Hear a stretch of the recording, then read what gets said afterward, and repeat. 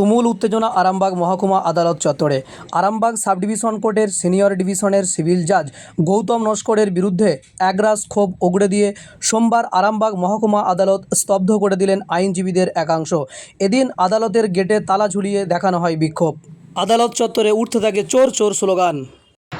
আপনারা দেখছেন আরামবাগ ভয়েস, সাথে আমি রয়েছি সাদ্দাম হোসেন। আইনজীবীদের এই বিক্ষোভের জেরে এদিন এজলাসের কোনো কাজ হয়নি। বিভিন্ন থানা ও জেল থেকে আসা বন্দীদের পুলিশের গাড়িতেই দীর্ঘক্ষণ বসিয়ে রাখতে হয়। পরবর্তীতে তাদেরকে ফিরে যেতে হয় অন্যান্য বিচার প্রার্থীদেরও। দেখুন বিক্ষোভকারী আইনজীবীরা কি জানাচ্ছেন। প্রতিবাদটা বলতে দেখুন, আমাদের সিনিয়র ডিভিশন মানে সাবজেক্ট যেটা বলি আমরা, গৌতম নস্করের এজলাসে দীর্ঘদিন ধরে সাধারণ বিচার প্রার্থীরা এসে হয়রানি হচ্ছে।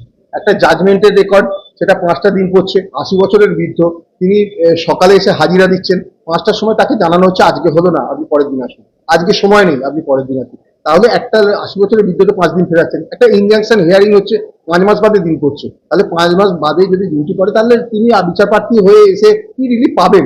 মানুষ তো, সাধারণ মানুষকে কৈফিয়ত দিতে হয় আইনজীবীদেরকে।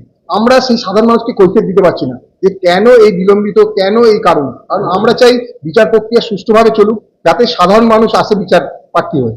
কিন্তু ওনার যে বিলম্বিত বিচার ব্যবস্থা, তাতে কিন্তু সাধারণ মানুষ হয়রান হচ্ছে। সেই কারণে আমরা 27 দিন থেকে বয়কট করতে বাধ্য হয়েছি। ওনারই একমাত্র সাধারণ মানুষ কোর্টের বাইরে দাঁড়িয়ে আছে, ভেতরে ঢুকতে পারছে।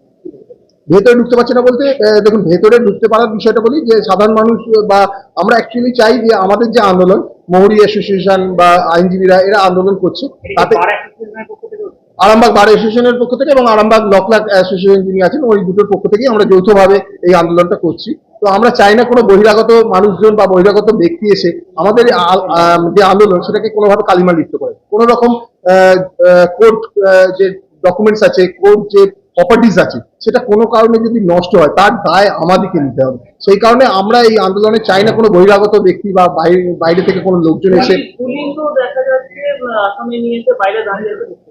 পুলিশ, এই যে আপনি কথা বললেন, মানে আসামি, আমাদের যেটা প্রথম সিদ্ধান্ত নেওয়া হয়েছে সেটা হচ্ছে যে আসামিরা ঢুকতে দেওয়া হবে, কিন্তু সেই সুযোগে যাতে পুলিশের সাথে সাথে বহিরাগত ঢুকে পড়তে না পারে, সেইটার দিকে মাথায় রেখে আমরা ভবিষ্যতে আবার আমরা 12টার মধ্যে একটা আলোচনা করব এবং আসামিরা যাতে আসে, বিচার প্রার্থী যারা আসে তারা যাতে প্রবেশ করে তাদের বিচার প্রক্রিয়াটা চলে, সেটা আমরা দেখব।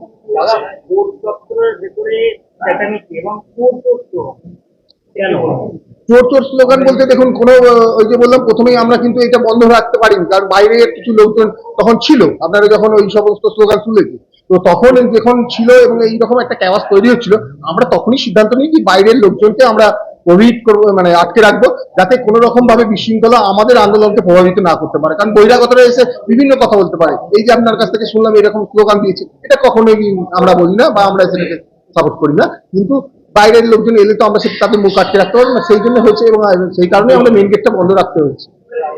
আমার নাম সুকান্ত হালদার। কর্মবিরতিটা আজকের নয়, যে কোর্টকে নিয়ে সমস্যাটা চলছে, আমাদের সিনিয়র ডিভিশন সিভিল জাজ, ওনাকে আমরা বয়কট করছি। কর্মবিরতি বলতে ওনাকে বয়কট করছি। ওনার এজলাসে কোনো কাজ আমরা করছি না, কেননা লিটিগেন্ট পাবলিকদের প্রচন্ড হ্যারাসমেন্ট করেছেন, দীর্ঘদিন ধরে করে আসতেন। এর আগে এসিডিএম কোর্টে ছিলেন, তখনও এই সিচুয়েশনের সম্মুখীন আমরা হয়েছি। তখনও এইভাবে ওনাকে বয়কট করার ফলেতে এবং এই আন্দোলন করার ফলেতে ওনাকে শিফট করে উপরে অন্য কোর্টে পোস্ট দিয়েছিলেন, কিন্তু সেখানে ওই একই জিনিস চালাতে থাকেন।